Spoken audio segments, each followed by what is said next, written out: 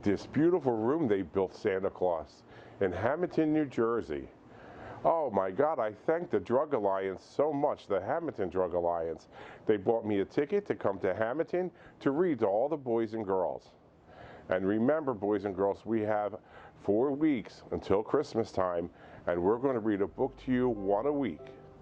And we're going to start out right now with The Littlest Snowman. And we have a snow globe here that's a part of the book. The Littlest Snowman.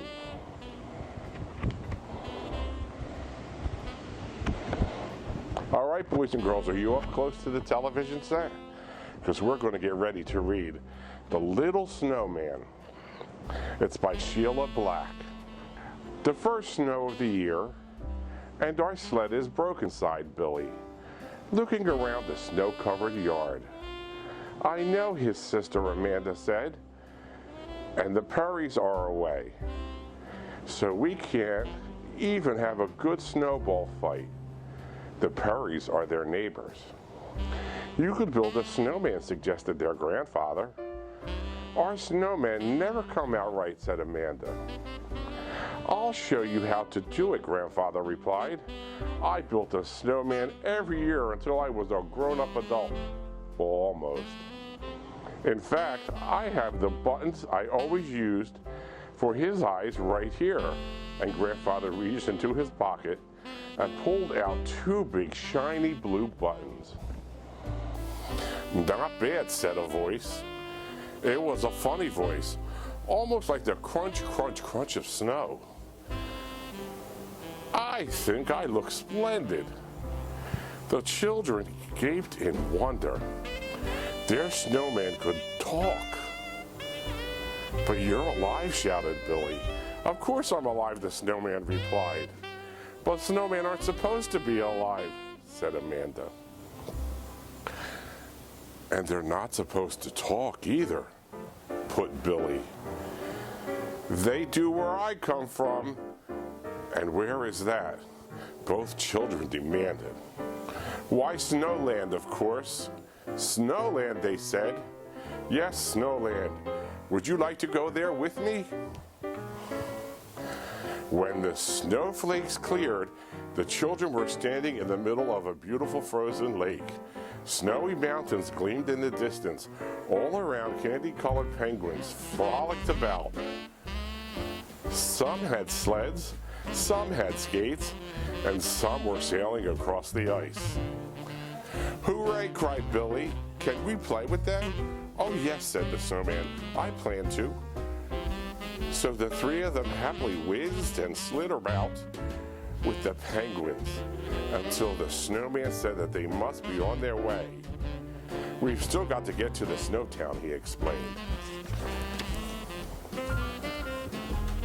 They walked on past a frozen seashore where huge icebergs floated. On one of them sat a pair of giant polar bears. The polar bears waved and called out, "Hello there," in their gruff bear voices. Billy and Amanda longed to stop, but the little snowman rushed them on by. Look, there's Snowtown, Amanda shouted.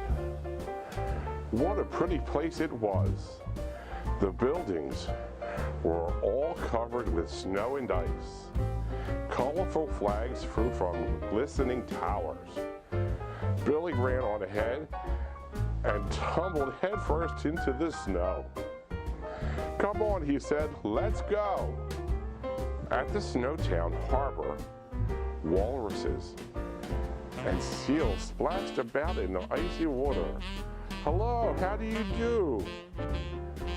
They hollered, bobbing up and down and shaking flippers with Billy and Amanda.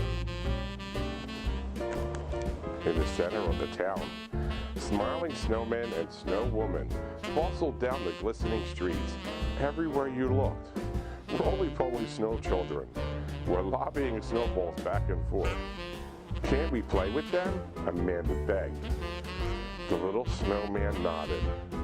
Soon they were quickly dodging, tossing of snowballs in every which way and direction. They had so much fun, they hoped it would never end. But the snowman declared it was time for a snack. He led them to his own neat little snow house. A jolly round snow house lady was waiting for them there. "I've just made a fresh batch of snow cones," she said. "Go on, eat them while they're cold." The snow cones tasted like ice cream, frozen custard, popsicles, and every other delicious cold thing you can imagine. Billy and Amanda ate and ate. Suddenly, Amanda's toes began to tingle. Billy realized he couldn't even feel the tip of his nose. The snowman peered down at them. "Dear me," he said, "you two are quite blue with cold. I think we better get you both home."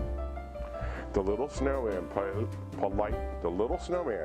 politely gave Amanda one arm and Billy the other.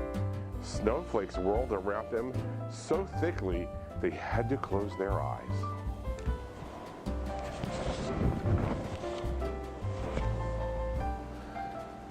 When they opened them again, they were back in their own front yard. And the snowman was standing there, very stiff and still. The door of their house opened. "You two have been playing long enough," their mother called out. "Come in.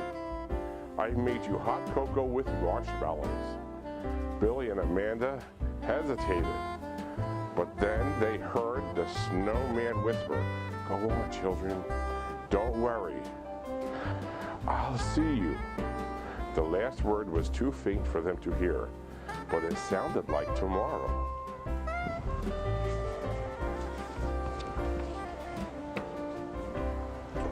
That night, Billy and Amanda dreamed of Snowland and of all the things and the marvelous things that they had seen throughout that day. They woke up excited, ready to go out and play with the little snowman again. But then Billy noticed a drip, drip sound. Amanda looked out the window and gave a cry of dismay.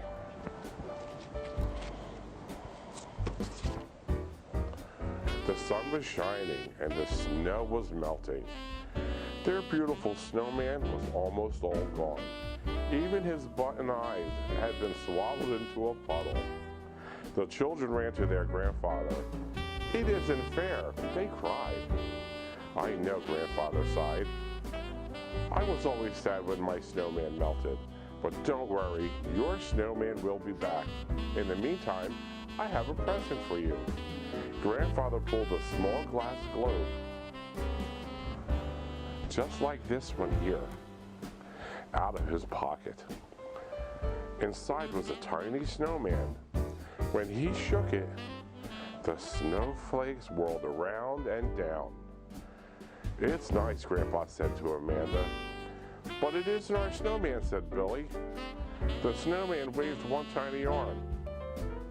It was their snowman. "Goodbye, Billy. Goodbye, Amanda," he said in his funny, crunchy voice. "See you soon." All right, boys and girls, this was the end of our book, The Littlest Snowman.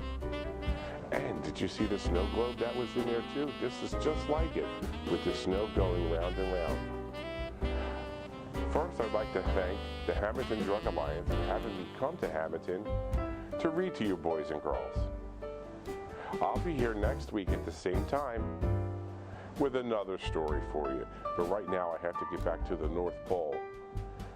The elves are working hard. Mrs. Claus is baking cookies. And the reindeer need to be fed. So boys and girls, have a great week. Be good. And we'll see you next week. All right. Bye-bye.